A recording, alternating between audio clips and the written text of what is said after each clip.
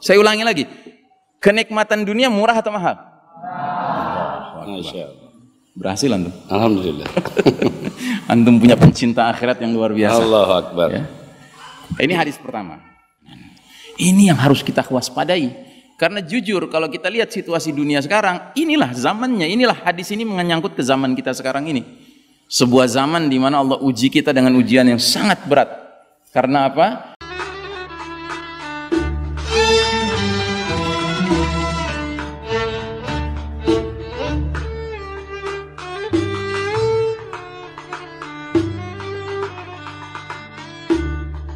Ustadzun al-Fadil Syekh Ihsan Tanjung akramahullah.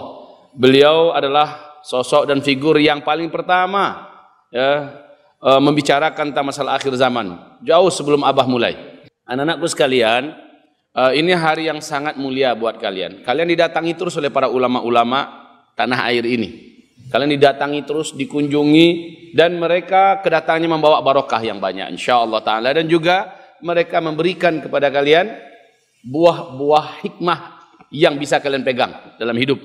Duduk kita bersama guru kita, Ustadzuna Al-Habib Al-Karim Al-Hafiz insyaallah ta'ala, Ustadz Ihsan Tanjung, falyatafaddal mashkura.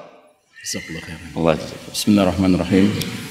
Assalamualaikum warahmatullahi wabarakatuh. Waalaikumsalam warahmatullahi wabarakatuh. Alhamdulillahi rabbil alamin. Wassalatu wassalamu ala asyrafil anbiya'i wal mursalin Sayyidina Muhammadin wa ala alihi wa ashabihi wa mawalah. Faqala Allah ta'ala fi kitabihil karim ba'da a'udzubillahi minasyaitonir rajim. Ya ayyuhalladzina amanu taqullaha haqqa tuqatih wa la tamutunna illa wa antum muslimun. Para pemuda, para syabab, ya. Alhamdulillah pada sore hari ini Allah Ta'ala memberikan saya kemuliaan juga. Allah izinkan saya berkunjung kepada Al-Akh Al-Fadil Al-Habib Aba Uzma. Masya Allah, ini satu peristiwa yang tidak pernah saya bayangkan akan terjadi. Ya, sudah lama juga dengar tentang Payakumbuh ini. Ada satu tempat yang berapi-api dari situ. Mengeluarkan apinya kemana-mana.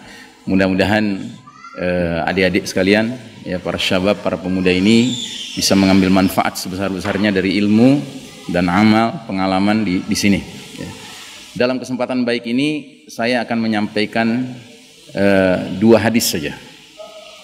Yang pertama, Nabi kita Muhammad sallallahu alaihi wasallam memperingatkan para sahabat, yang kemudian para sahabat memperingatkan para tabi'in memperingatkan para tabi'in terus sampai kepada umat yang sebenarnya perlu diperingatkan secara khusus karena hadis ini terkait dengan mereka.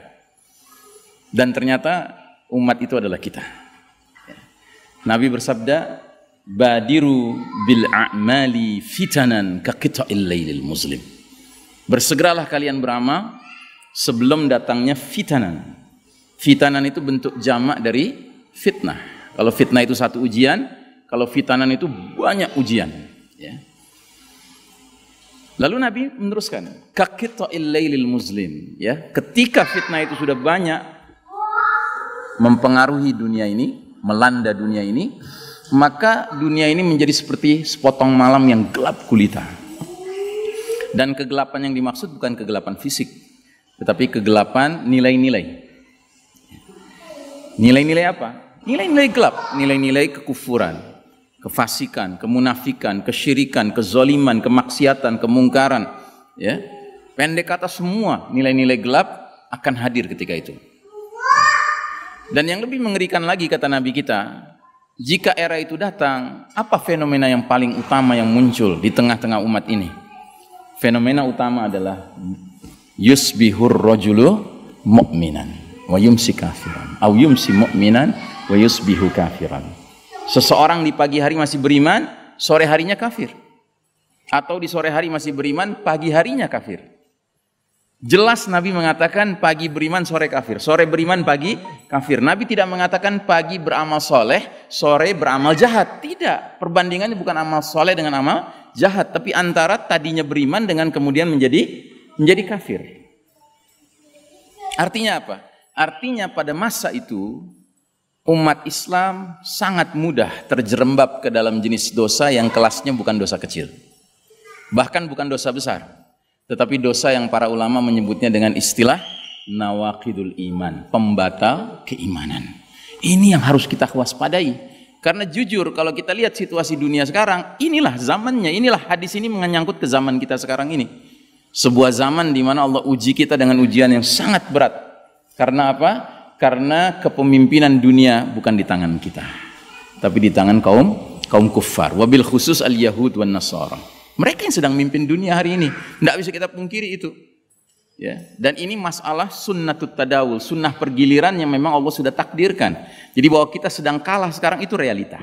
Ya. Makanya kalau Abah sering mengingatkan kepada umat hari ini, dua hal yang harus kita jaga, memang itu benar. As-sabru wal yaqin. Kesabaran dan keyakinan itu harus kita miliki.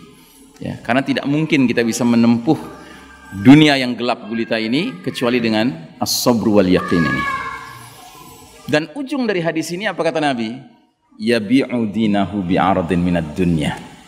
Orang-orang ini terlibat dalam dosa pembatal keimanan karena mereka telah rela menjual agamanya demi mendapatkan kenikmatan dunia. Artinya apa? Artinya rusak kemampuan membedakan mana mahal, mana murah, itu terbalik-balik. Sekarang saya tanya kepada kalian, din Allah ini murah atau mahal? Hah? Din Allah ini murah atau mahal? Mahal, ya. Bahkan ini barang paling mahal di dunia bagi orang beriman. Makanya Nabi sampai mengajarkan kita doa panjang sekali. Tapi di sela-sela doa itu ada bagian di mana Nabi mengatakan, wala taj'al musibatana fi dinina. Ya Allah, jangan kau biarkan musibah menimpa kami dalam urusan agama kami. Jadi kita orang beriman kalau kena musibah kesehatan, kena musibah harta, kita bisa bersabar. Tapi kalau sudah musibah agama itu puncak musibah. Kenapa? Karena din ini adalah barang paling berharga bagi kita. Sekarang saya tanya lagi, kenikmatan dunia murah atau mahal? Masya Allah, jawabannya tegas sekali. Ini kalau di majelis lain saya tanya, kenikmatan dunia murah atau mahal, orang tuh bingung jawabnya. Karena apa? Sudah banyak yang sudah materialis sekarang. Sehingga untuk mengatakan murah tuh ragu-ragu. Tapi ini anak-anak muda ini Masya Allah. Saya ulangi lagi, kenikmatan dunia murah atau mahal? Masya Allah. Berhasil antum? Alhamdulillah. Antum punya pencinta akhirat yang luar biasa. Allahu Akbar. Ya. Ini hadis pertama. Nah, hadis kedua. Ya. Lagi-lagi berkaitan dengan zaman kita. Nabi 15 abad yang lalu telah menggambarkan bahwa sekalipun Islam ini dijamin oleh Allah, tidak bisa dikalahkan oleh orang-orang kafir. Kan ada jaminan itu dari Allah. Surat Al-Maidah ayat 3. Al-yawma ya'isal ladzina kafaru min dinikum fala takhshawhum wakhshawun. Pada hari ini orang-orang kafir sudah berputus asa mengalahkan din kalian, agama kalian al-Islam ini. Karenanya jangan takut pada mereka, kata Allah, tapi takutlah kepadaku. Tapi ingat, putus asa melawan apa? Melawan din ini. Bukan putus asa melawan kaum muslimin, tidak. Orang kafir tidak pernah putus asa melawan kaum muslimin. Karena apa? Mereka tahu kaum muslimin itu beda dengan Islam. Kalau Islam itu mantap, nggak bisa diganggu gugat. Tapi kalau kaum muslimin itu bisa kuat, bisa lemah. Ya. Bisa berada di rel yang benar, bisa berada di rel yang salah. Ya. Nah, jadi Nabi pernah menyampaikan satu hadis tentang ajaran Islam yang karena umatnya itu lemah, kemudian ajaran itu sendiri mengalami pelunturan, pelan tapi pasti. Bagaimana kata Nabi? La tunqadanna ural islami urwatan. فَكُلَّمَنْ تَقُدَتْ أُرْوَةٌ تَشَبَّثَ النَّاسُ بِالَّتِي تَلِيهَا فَأَوَّلُهُنَّ نَقْدًا الْحُكْمُ وَآخِرُهُنَّ الصَّلَاةُ. Jadi Nabi kita bersabda, ikatan Islam ini akan terurai simpul demi simpul. Tahu simpul ya? Tahu simpul? Simpul tali ya. Jadi Nabi menggambarkan Islam ini seperti kumpulan ikatan yang sudah mantap ya. Tapi dia bisa terurai, dan kalau dia terurai itu simpul demi simpul, satu demi satu. Setiap satu simpul terurai, manusia bergelayutan pada simpul berikutnya. Itu terurai, simpul berikutnya. Itu terurai, simpul berikutnya. Nah, urutannya bagaimana? Yang paling awal akan terurai adalah urusan hukum, dan yang paling akhir terurai adalah urusan sholat. Ya. Nah, semenjak runtuhnya tatanan Islam, sistem iman dan tauhid tahun 1342 Hijriah, persis 100 tahun dari kita sekarang pakai kalender Hijriah, apa yang terjadi? Di negeri-negeri kaum muslimin yang paling awal berubah adalah hukum. Tadinya hukum Allah yang berlaku, mulai hukum sekuler yang berlaku. Dan yang lebih menyakitkan, hukum yang berlaku seringkali adalah hukum mantan penjajahnya. Kalau negeri muslim itu tadi dijajah sama Inggris, mereka berhasil mengusir penjajah Inggris bulenya itu, kafirnya itu. Tapi herannya hukum Inggrisnya dipakai. Kalau negeri muslim itu dijajah Belanda, ya kan, Belandanya diusir dengan Allahu Akbar. Tapi anehnya setelah mereka terusir, hukum Belanda pula dipakai. Ya. Itu baru tahap awal. Tahap berikutnya kemudian politiknya. Makin lama makin asing kita dengan politik yang dimainkan oleh orang-orang yang secara status mengaku muslim. Tapi politik macam apa? Kok nggak seperti Umar ibn Khattab, nggak seperti Abu Bakar Siddiq, ya? Karena apa? Karena simpul politik Islam terurai. Ekonomi Islam terurai. Bahkan di negeri muslim diperkenalkan ekonomi ribawi. Ya, musuhnya Allah dan Rasulnya. Berperang dengan Allah dan Rasulnya. Terus pelan, simpul demi simpul lepas, ya. Kemudian simpul budaya. Kita dulu kalau menikmati hiburan, ya, dalam zaman Islam berjaya, setiap hiburan itu membawa kita kepada zikrullah, ya. Seperti antum kalau menikmati hiburan berkuda, itu kan ingat Nabi, ingat para sahabat, ya kan, itu zikrullah, mengingat Allah, mengingat jihad fisabilillah. Tapi hiburan-hiburan modern sekarang ini semuanya mengarah kepada fiktor, pikiran-pikiran kotor. Terus simpul budaya lepas, simpul pendidikan lepas. Ya, pendidikan sekarang sudah bukan pendidikan Islam, pendidikan sekuler. Maka banyak orang tua tidak mau lagi anaknya bercita-cita menjadi ulama. Maunya kalau nggak jadi tukang insinyur, jadi tukang dokter. Bangga kali mereka.